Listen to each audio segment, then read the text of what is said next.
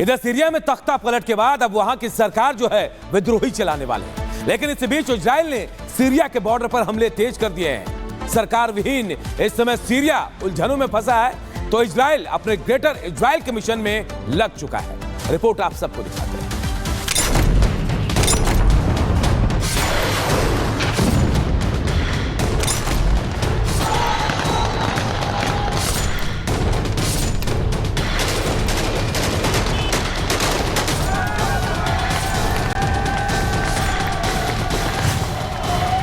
ये जश्न है 24 साल से चल रहे बशर अल असद को सत्ता से उखाड़ फेंकने का।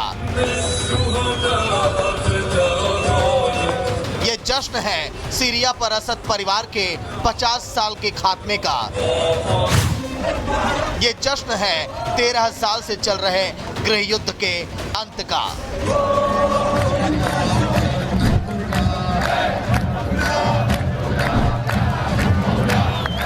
8 दिसंबर रविवार को विद्रोही लड़ाकों की फौज सीरिया की राजधानी दमिश्क में घुसी।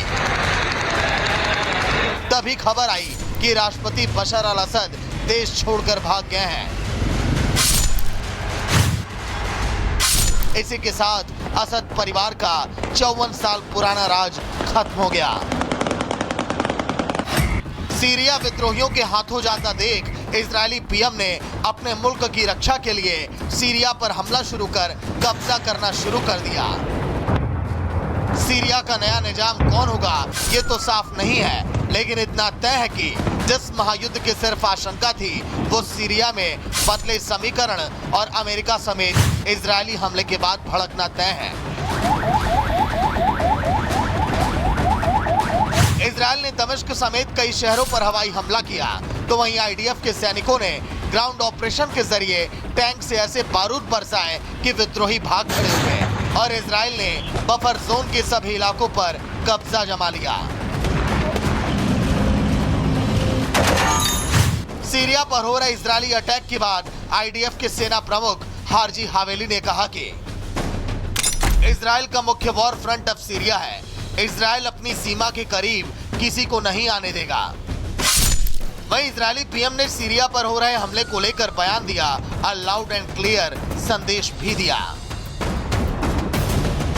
गोलान हाइट्स हमारा अभिन्न अंग था और रहेगा। गोलान पर कब्जे के लिए चलाया है ऑपरेशन न्यू ईस्ट। सीरिया की सेना का वहां पर कब्जा नहीं था। सीरियाई सरकार का पतन हमारे प्रहार का परिणाम है। हालात स्पष्ट होने तक आईडीएफ सीरिया में रहेगी। 4 मोर्चे से युद्ध लड़ते हुए नेतन्याहू ने सीरिया पर हो रहे हमले से साफ संकेत दिया है कि सीरिया की सरकार विहीन होते ही तेल अवीव ने अपना ग्रेटर इजराइल मिशन शुरू कर दिया है। ग्रेटर इजराइल की परिकल्पना में सीरिया का बड़ा हिस्सा आता है। पहले चरण में इजराइल का टारगेट है सीरिया के बड़े इलाके में बफर जोन तैयार करना। Bureau report, Republic Bharat.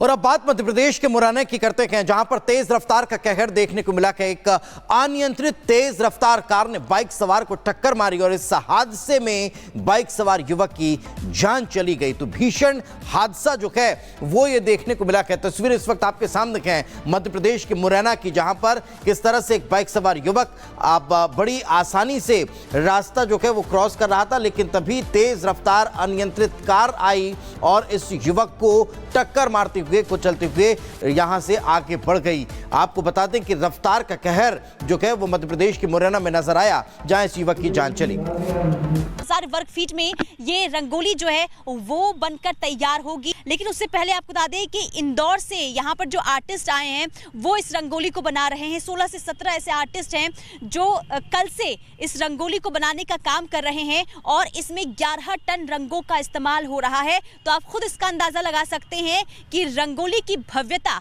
आखिर कितनी बड़ी होगी। और ये तस्वीरें मैं पीछे दिखा रही हूँ, देखिए ये सुबह से ही यानी कि कल से ये जो आर्टिस्ट हैं वो रंगोली बनाने का काम कर रहे हैं। एक बार मैं अपने विजय को कहूंगी यहाँ पर देखिए, क्योंकि इसका जो थीम है वो महाकुंभ से जुड़ा हुआ है। ऐसे में देखिए नव्य भव्य दिव्य इस महाकुंभ को बनाने का लक्ष्य सरकार की तरफ से रखा गया है। इस वक्त हर जगह ये रंगोली जो है चर्चा में बनी हुई है और हर कोई ये जानना चाहता है कि 55,000 वर्ग फीट में जो ये रंगोली बनाई जा रही है, आखिर ये किस तरीके से बन रही है, कितने लोग इसमें काम कर रहे हैं और किस तरीके से इसका ड्राफ्ट पहले तैयार हुआ, अब इसमें किस तरीके से रंग भरने का काम हो रहा है, ये जानने की उत्सुकता हर किसी में हो रही है। और यही वजह है कि लोग यहाँ पर दूर दराज से पहुंच रहे हैं इस रंगोली को देखने के लिए।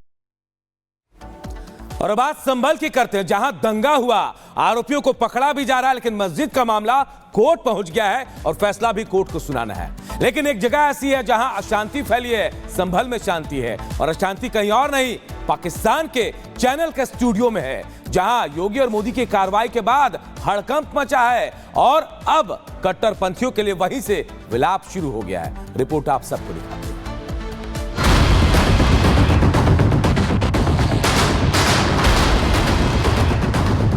अभी उत्तर प्रदेश में एक और शहर है जिसे कहते हैं संभल।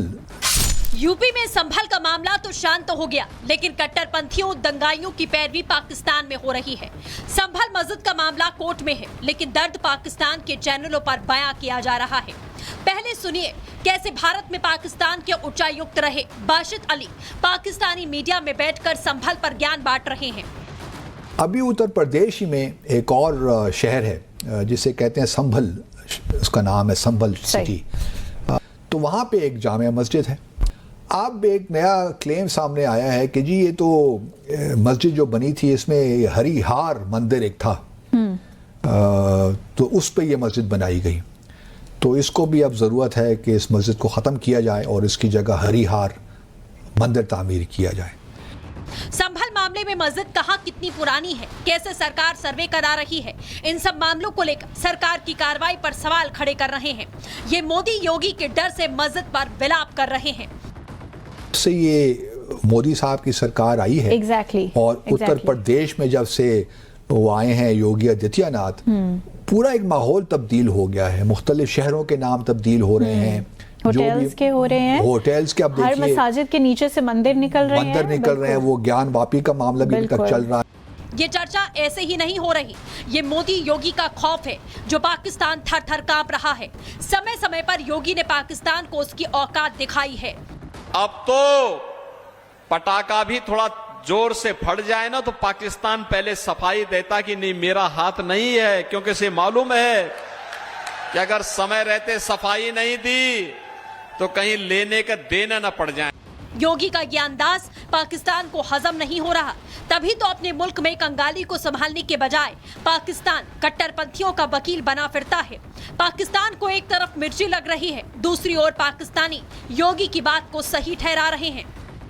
मैं खुद जाऊंगा इंडिया, इतने अच्छी उनको लाइफ दे रहे हैं, हर बंदा वहाँ पे खुश है। दहशतगर्द तो हमने खुद पाले हुए हैं। इंडिया की एक बात तो सच है ना कि हम तो अपनी मौत खुद अपने हाथों पाल रहे हैं। कुल मिलाकर पाकिस्तान योगी मोदी की कार्रवाई से घबरा चुका है और यही वजह है स्टूडियो में बैठकर कट्टरपंथियों